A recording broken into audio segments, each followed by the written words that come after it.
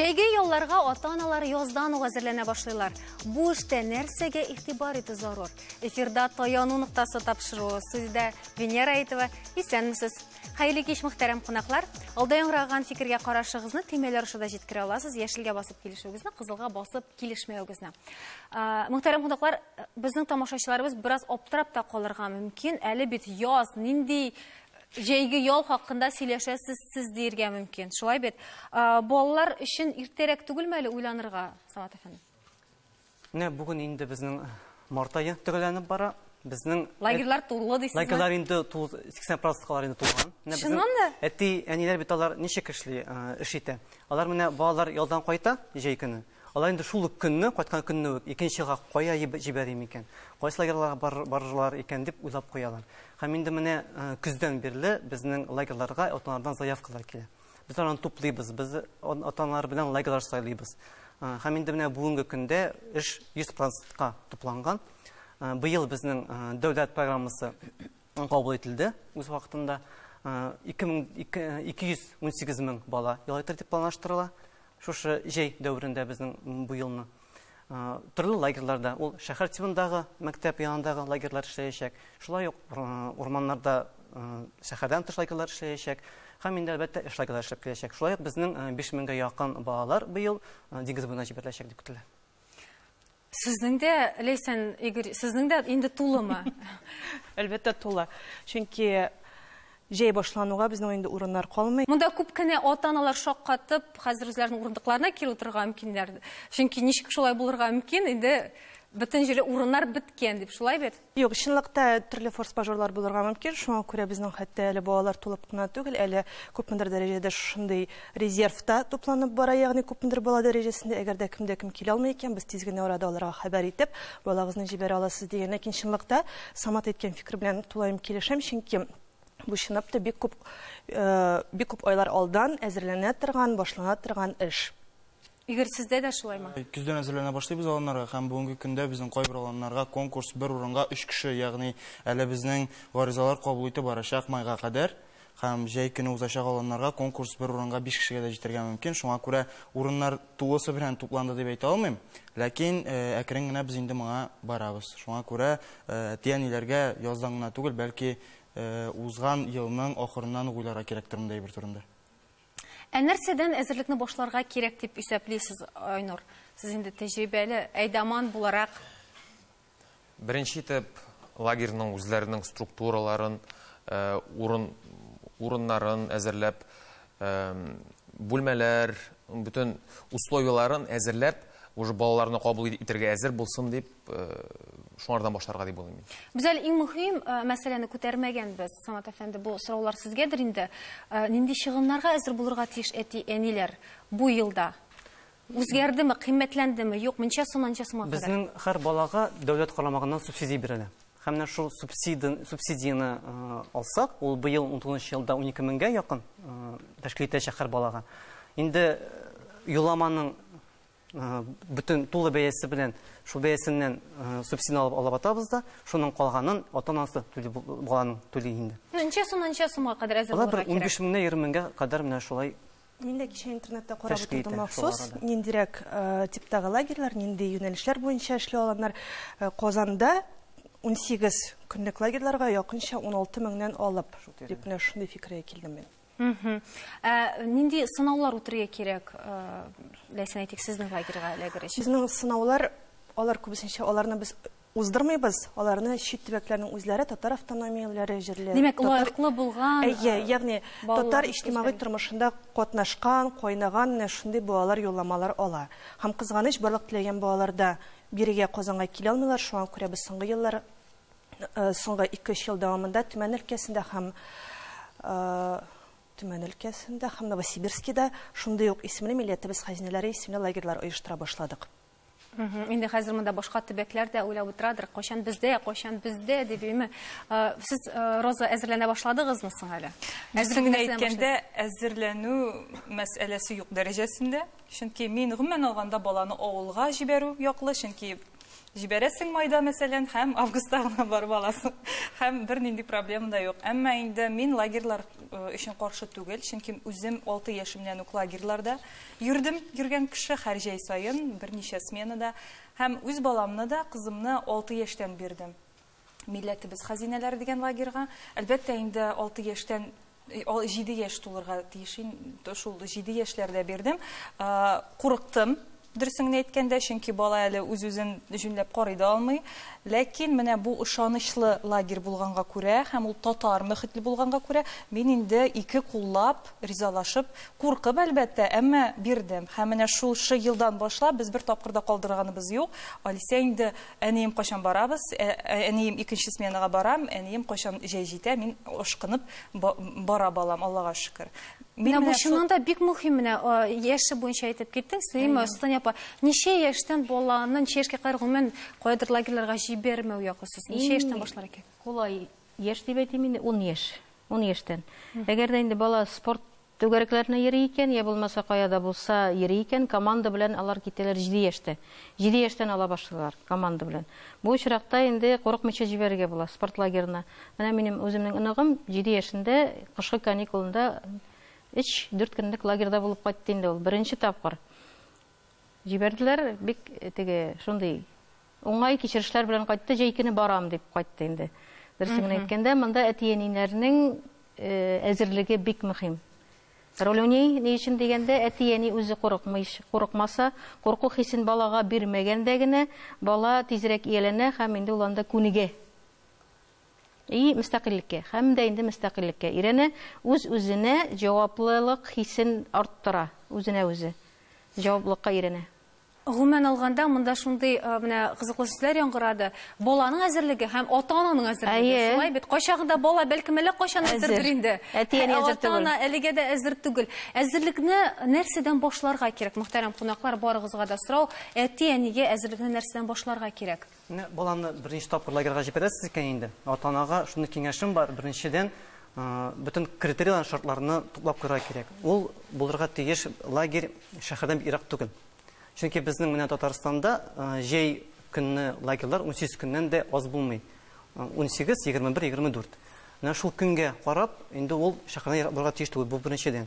Икенчедән, ул бит инде бала өйгә өйрәнгән. Өйдә комфортта торып, ул әлбәттә инде 70-80 еллардагы лагерьларда кебек андый условиялар белән булырга тиеш түгел, ул комфорт булырга тиеш. Барлык уңайлыклары бүлмәсендә яки шул торган корпусларында булырга тиеш. Һәм инде программа. Баланы, хәзер безнең компьютер заманасы. Телефоннар, планшетлар белән китәләр дә, алар төннәр, көннәр буе шунда утыралар. Менә лагерь әйбәт программа тәкъдим итәргә тиеш. Һәм шул вакытта менә безгә бик күп ата-аналар мөрәҗәгать итәләр. Аларга бит бәясе дә менә шул 4 шартларны тупласаң, аларга менә бер лагерь сайларга була. Һәм менә беренче тапкыр барган балага менә шундый шартларны тудырырга кирәк. Һәм инде менә яшенә дигәндә менә иртәрәк түгелме, менә мин кирәк әйләнеп кайтам. Ул шулай индивидуаль. Безнең төрле группалар бар. 6 яшьтән дә алабыз, 7 яшьтән дә. Әгәр дә бала психик яктан әзер икән, аны ничек билгеләп буласың менә әзер? Ул дуслар белән аралаша икән. Ул актив, мәктәптә актив, төрле чараларда катнаша. Һәм инде менә үзенең барам дип әзерлеген белдерсә ата-анасына, бу бала әзер. Әмма дә ләкин инде бала бармыйм дисә, ата-аналары, менә шунда ата-аналар бар, менә без эшлибез, әбиләр авылда юк, безгә 18 көнгә баланы кая җибәрергә кирәк. Менә шундый лагерь табып бирегез безгә. Ләкин без әйтәбез, сезнең балагыз әзерме менә анда лагерьга барырга? Ул бит 3-4 көнгә түгел, ул сезнең 18 көнгә китәчәк. Ул рух яктан балага бик әйбәт, чөнки ул анда мөстәкыйльккә өйрәнә, үзенең рухын арттыра. Әмма дә ләкин менә бала әзер булмаса, ул анда ничек читтә калачак. Баланың фикерен дә белү мөһим, шулай бит. Егер менә әле генә әйттеләр, комфортлы ниләр булырга тиеш дип, шартлар булырга тиеш дип. Әйтик, сәләттә сыр түгел, без рәхәтләнеп үзебез дә бара идек, анда палаткаларда, чатырларда яшәргә, шулай бит. Кемнәргә мәсәлән, кайсы балаларга ярамый дисез, һәм күрү белән үк сиңа үскәнем бу төр ял килешми дип әйтәсез. Мен әйткәндә, безнең аланнарга балалар без алабыз 3нче сыйныфтан. Һәм бу әлбәттә махсус шартлар туры килердәй, махсус шартларга туры килгән балаларны гына алабыз без. Һәм менә форумнарда, кайчан без палаткаларда яшибез, без әлбәттә анда чакырабыз инде 5-6 сыйныфтан балаларны. Чөнки палатка шартларында һәрбер кичкенә бала дагын рәхәтләнеп ял итә алмас, һәм шуңа күрә аның җәе бераз гына каралайып китәр дип уйлыйбыз. Шуңа күрә палаткаларда, шатырлы аланнарда катнашу өчен без күбрәк алабыз 5-6 сыйныфтан, яхшы шартлы стационар аланнарга без чакырабыз инде 3-нче сыйныфтан. Һәм соңгы берничә елда менә без шушы эш өстендә эшлибез. 2-3-нче сыйныф балалар белән эшләүне алып барабыз һәм әкрен генә өйрәнәбез инде шундый кичкенә яшьтәге балалар белән сөйләшергә, эшләргә һәм тәрбияләргә. Кайсы балаларга гомумән лагерьләргә бармау кулайрак, хәерлерәк? Моның турында сөйләшүбезне дәвам иттербез, рекламадан соң бездән аерылмас.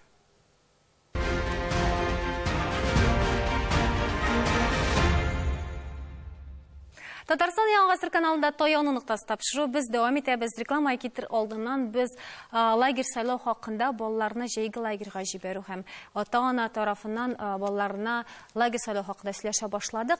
Һәм балаларның лагерьга әзерләү хакында. Менә Солтан апа, кайсы балаларга гомумән лагерьләргә бармау хәерлерәк? Бармы ди? Баланың теләген исәптә тотарга кирәк. Бәлкем ул нидер холкыннан чыгып Холкыннан үзгәртергә була, дөресен генә әйткәндә баланың. Бала бит әле безнең әзер булмый, теге әтиәнисе җилкәсе артында яшәп, шунда мөстәкыйль түгел, бөтенләй дә бер нәрсә эшли белми. Үзен дә карый белми. Анарсын безнең бит әле кызларыбыз бар, озын чәчле. Ул үзенең чәчләрен үзе юа аламы, үзен карап йөртә аламы? Менә шуны да исәптә тотарга кирәк баланы лагерьга җибәргәндә. Анда әле бик зур роль уйный җитәкчеләрнең, ягъни әйдәманнарның әзерлекле булуы. Чөнки безнең дә шундый мәсәлән озын бар микән әлендә безнең психологлар, Венера, лагерьларда бар микән ул психологлар? Ул штат каралганмы, юкмы? Менә шунысы мөһим. Лагерьларга балалар килгән лагерьларда психологлар, теге белгечләр булырга тиештер дим мин. Әйдәманнар бик зур роль уйныйдыр сеңне әйткәндә. Чөнки менә баланы җибәрәсең, син белергә тиеш кемгә җибәрәсең, кемгә ышандырасың син баланы. Чөнки менә мәсәлән без җибәргән лагерьга анда хәтта чәчләрен дә урып җибәрәләр иде иртә белән. Әлбәттә үре алмый торган итеп урып җибәрәләр, хәтта шул дәрәҗәдә матур итеп. Шулай бит. Айнур, әмма сез әйдәман буларак, нидер психологик яктан әзерлекләр узасызмы? Бик дөрес, без әзерлекләр узабыз. Безнең яз менә март айында, февральның азагында ул башланды безнең вожатый мәктәпләре. Шунда без киләчәк әйдәманнарга бүтән тонкостларын, бүтән хитрсларын дигәндә русча әйтсәң өйрәтәбез. Нинди категория, бала категориясыннан белән уртак тел табу серләрен. Табу серләре, аларында бик нык итеп өйрәтәбез. Уеннар оештырабыз әйдәманнар белән, шулай итеп максимально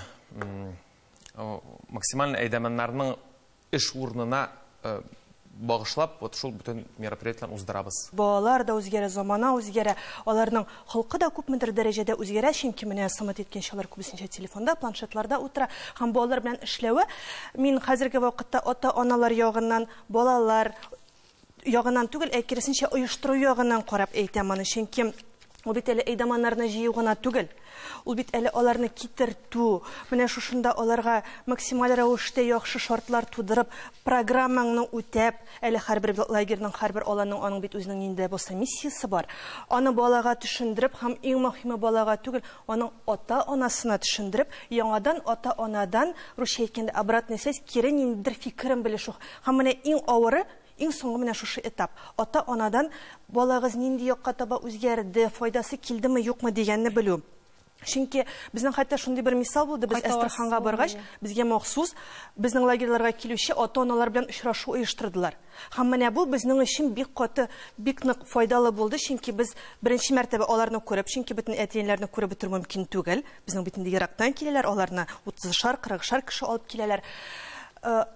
Шуннан да менә, мәсәлән, сезнең профиль сменага баргач, бала татарча укый башлады, җырлар тыңлый башлады, я булмаса ниндер башка нечкәрәкләре турында ишетү безнең өчен бик мөһим. Инде 14, 18, 21 көн дәвамында балалар белән шундый дустана мөнәсәбәт тудырып, аларның ниндер ичке тойгыларын белеп, без бит ул көннәргә, ул балаларга әти-әни ролен үти башлыйбыз. Чөнки аларны йокларга яткызырга, вакытында торгызырга, ашатырга кирәк. Бу бик авыр. Һәм шуңа күрә мин менә шушы әзерлекле 100% махсус мәктәпләр узган әйдәманнарны чакыруына яклы. Әйдәгезәл бер видеосма карап узыйк, аннар дәвам итәрбез. Мен өзім де жәйгі ялларны кішкене шағанда ауылда өткерген кіші боларақ, өзімнің балаларын да жәйкіні ауылға жіберір едім. Біріншіден лагерға жіберу yoqlı түгіл. Урман ішінде орнашқан лагерлар, алар нендейдір міне шик уята. Қыз баланы бигерек те, ол нендейдір қорқыныш дүния кебек. Анда тәртип болмайдыр бізде. Икенчеден инде ул лагерь җитәкчеләре тарафыннан төрле куркынычсызлык кагыйдәләрдә үтәлеп җитмәс кебек мин менә әти-әни буларак шуның өчен борчылам. Самат, урынлымы, гомумән нигезлеме шушы куркулар? Бармы бүгенге көндә дә менә кайсыдыр вакытларда ишетеп куяндыр беләбез, шулай бит кайдыр баласы ашап җиткерми, мәсәлән, кайдыр аны өлкәннәр рәнҗетә һәм башкасы, гомумән еш буламы, еш очрашасызмы мондай? Гомумән менә куркынычсызлыкка килгәндә, бүгенге заманда инде лагерьлар куркыныч дип әйтеп булмый. Чөнки алар ачылганчы ук балаларны үзен Балалар келген шук, алар бик күп инстанция аша үтәләр. Шул ук санэпидемстанция, шул ук пожарный хезмәтләре, шул ук Ростехнадзор. Алар барысы да үз тикшерүдән үткәрәләр. Һәм лагерьне ачылыр өчен күпме кагаз туплаганын аны белеп бетереп булмый. Менә Роза килешмәде фикер белән, шулай бит. Мин әлбәттә әйттем бит инде, мин авылда яклы, мин лагерьда яклы. Әлбәттә авылда бала хезмәт күреп үсә, менә лагерьларга җибәрсәң, бала ул шәхес буларак формалаша. Ул анда аралашырга өйрәнә. Ул үзен ничектер коллективта үзен тутарга өйрәнә. Һәм менә шул куркынычсызлык, ниләр кагыйдәләре, алар әлбәттә бар. Ансын искә төшергә кирәк. Әмма баланы лагерьга җибәргәндә син үзең аның белән ниндидер сөйләшү алып барырга тиешсең. Кызым, менә янгын чыкса, син үзеңне ничек нитәсең, тутасың, нишлисең, фәлән. Син өйрәтеп барырга тиеш инде балам. Балаң әзер барырга тиеш. Әлбәттә. Нинди сүзләр белән беренче мәртәбә җибәргә кирәк, Салтания апа? Беренче мәртәбә җибәргән вакытта ук балаңны. Баланы беренче лагерьга җибәргәндә нәрсә дип әйтәсең инде? Үзен ничек тотарга иретергә, иң беренче. Әгәр дә берәр нәрсә булды икән, анда инде вожатыйга барып әйтергә һәм җитәкчегә барып әйтергә. Кайда да булса түгел, телефоннан килгәндә еш шалтыратмаска. Баланы борчымаска кирәк, әти-әниләрне тагында. Менә бу чыннан да бик мөһим, адаптация чоры күпме вакыт алырга мөмкин. Адаптация чоры 3-4 көн бара алаларның. Димәк, әти-әнигә 3-4 көн телефонны алмаска, айдаманнарга җыеп алырга барсыннан да телефоннарны. Телефонны биреп алырга, сөйләшеп алсыннар алар. Картина булыр иде, ләкин бу тормыш.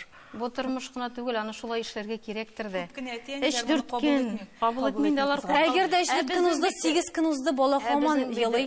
Вожатыйлар бар, алар белән элемтәгә керергә була. Алар белән элемтәгә кереп, баланың хәлен белергә була. Без шуның кадәр ирәнгән, элек заманда телефонсыз йөргәннәр бит әле. Бер кеше бер нәрсә курыкмаган. Аннары менә авылга кайтыру мәсьәләсендә куркынычсызлык диде ул. Авылда кем аңа әле бирә гарантия бала куркынычсыз мөхиттә дип. Төрле вакыт була. Балалар үзләре генә дә чыгып китә. Әби бабай белми дә кала анда ишраклар. Анда ишракларда булганы бар. Лагерьларда инде дөрестән дә бала коллективка иренә, үзен тотырга иренә, аралашырга иренә. Монда үз әбисе бер карасаң, тегендә күп балалар. Әби инде ул әбиләр инде баланы былай да инде бозабыз без. Дөресен генә әйткәндә. Баладан шәхес үстерергә кирәк. Тормышка яраклашсын, безнең хәзерге мөхиткә Елга 3 ай булса да бузып карасыннар инде. Рәхәтләнеп бала, рәхәтләнеп ял итсен, дәвани кушагында. Ну, ансы да кирәк, әйтмим ансы. Ел дәврендә без дә кайтара идек авылга. Телефон сүзе чыктымы? Хәзер лагерьларда нәрсә куркыта? Ул биксезлек. Менә баланы җибәрәсең, нәрсә ул анда ашый? Анда рәнҗетмиләрме? Тормыш гомумән билгесезлек бит инде бер карасаң. Менә шуңа күрә без әтиләргә менә алар безгә киләләр дә җибәрик инде без җибәр. Бүтән уталар менә безнең янда юламага килделәр үзләре. Может быть, без аны алмабыз ул путевканы, может быть, без анда бармабыз диләр инде. Без әйтәбез, менә сез баланы үз ягыздан тотасыз, ул мөстәкыйль өйрәнмәячәк. Менә саны җибәрегез үзегездән. Менә сезнең белән бөтенләй килешәм. Шалтыратмагызларга 5 көн бернинди контакт булмасын. Якынлаган сайласыннар, ләкин барып җиргәндә кирәк түгел. Баланы бөтенләй җибәрә кирәк үз тормышына. Менә һәм ул шул лагерьда ул бит аның өчен нидер бер мәктәп үзенчә. Анда мөстәкыйльккә. Бармы шунда ата-аналар артык шундый үз балалар өчен борчылучылар, теге видеокамералардан карап торып буламы дип әйтүчеләр. Бар, әлбәттә. Бар, Венера, бар. Нишләргә алар белән? Алар үзләренә ышанмый һәм кешегә ышанмый. Иң Баласына да беренче тәниләр белән Әйе. эшләргә кирәк, Иң аларны беренче максималь тәниләр рәвештә белән әйдәманнар, җитәкчеләргә белән элемтәгә кертеп, чөнки күп кенә очракта алар балаларның шалтыратуыннан шундук бик кабаланып, нәрсә булдан да сезне Әле алар шалтырата очып килеп башлар. тә җитә торгандыр лагерьларга. Балалар билгеле, кайбер моментта теге үзара ничектер бер-берсен аңлашып бетмәскә мөмкиннәр. Я булмаса бала телефон алмыйча торса да килеп җиткән очраклар шуңа күп күрә башлай. монда Бар, җитәкчеләр белән элемтә генә кирәк, шул гына. Шулай рөхсәт иткән бармысың? Бик борчылсагыз, менә видеокамерадан карап торыгыз дигән очраклар Кызганыч, һәрбер бүлмәдә без видеокамералар урнаштыра алмыйбыз, чөнки баланың бит әле шәхси тормышы да бар. Һәм ул видеокамераларга аңа бит әле Нинди ял була инде онлайн алар, рәвештә. шулай бит? әйе. Һәм беләсезме, менә күп кенә очракта әтиләр белән очрашканда, алар балалары турында бер шундый фикердә. Ә без бит балаларны гомумән башка яктан күрәбез. Алар киләләр, әтиләр янында юк, алар өчен ял, ниндидер яңа мөхит, яңа кешеләр, яңа территорияләр. Шуңа күрә икесе ике бала турында сөйләшәбез кебек безгә шулай тоела. Ә чынлыкта ул бер үк шәхес, бер үк кеше. Шуңа күрә әтиләрнең фикере белән күп очракта әйдәманнарның фикере килешеп бетмәскә мөмкин, чөнки без икебез ике яктан ике төрле картина Димәк, барырга сез әле китерәбез. шушы яллардан соң ата-аналарны балалары белән яңадан таныштырасыз. Таныштырабыз икенче һәм яктан. беләсезме, ата-аналар кайвакыт киләләр, менә нәрсә эшләде, нинди ярамаган эшләр. Ул турыда беркайчан да сөйләргә ярамый, чөнки ул баланың шәхси менә без әйдәманнар һәм бала гына белә торган шушындый кечкенә генә серләр калырга тиеш. Һәм менә шу Дәрәҗәдә ничкә бөтенләй бер шулай булган очракта гына бала яңадан синең сменага кайтачак, яңадан күп еллар дәвамында әле аралашырга мөмкин, һәм хәтта ул балалар үсеп җитеп яңадан кайчандыр инде олыгаеп, исәмсез Ләйсән апа дип сезнең белән хәтта исәнләшергә дә мөмкиннәр икән, урамда монысы инде тикшерелгән. Игорь, ә менә кайсы очракта балаңны алып кайту хәерлерәк? Менә адаптацион вакыт турында әйттеләр 3-4 көн дип. Әгәр шушы 3-4 көннән соң баланың һаман да күңеле ятмый икән, әгәр бала һаман дуслар таба алмый икән, махсус рәвештә үзенең программасын боза, ашамый, әйдәманнарга каршы әйтә, дуслары юк. Гомумән менә шушындый очракта әлбәттә җитәкче, аланның җитәкчесе сөйләшергә тиеш әти-әни белән. Моны бала әйтергә дә тиеш түгел, моны әйдәман да әйтергә тиеш түгел. Моның өчен һәрвакыт җаваплы яки психолог, яисә әлбәттә җитәкче директор. Шушы очракта гына әти-әни белән туры сөйләшү белән алар аңлатырга тиешләр. Һәм менә шул очракта әлбәттә алып кайтып китеп була безнең балаларны. Ә менә сезнең бит төрле юнәлешләр бар. Шулай бит буламы шундый, мәсәлән, берсенә җибәрдегез, әти-әниләр әйтә, аңа монда түгел, ул җырлыйсы килә икән, сез аны тегендә җибәрә алмассызмы дип Бездә әйтә. әти-әниләр үзләре сөйлиләр кайда җибәргә икән. Мәсәлән, бала программист икән, һәм әти-әниләр аңлый, программистлар сменасына җибәрергә кирәк Ә икән. үзегез сез килешәсезме моның белән? Әлбәттә. Математикларны, Ягъни минем уйлавымча, Ул арымыймы соң аннан булай да? Юк. Анда бүтән Ел буе. плюс бар. Ул үзе шикелле тагын 80, 100, 120 бала белән очраша. Һәм күз алдына китерегез, сезнең мәктәптә укучы утыра, классташлары янында 20 кеше. Һәм ул анда иң яхшы программист, мәсәлән, информатиканы иң яхшы белә. Һәм ул килә аланга, һәм анда 80 тагын. Ул әле уртача гына шулай. Һәм аның тагын зуррак мотивация. Аңламыйча мин белән хәзер Ага, Султан апа. Айтишникларны, математикларны һаман шул бер шөгыль белән шөгыльләндерү миңа калса кирәкми.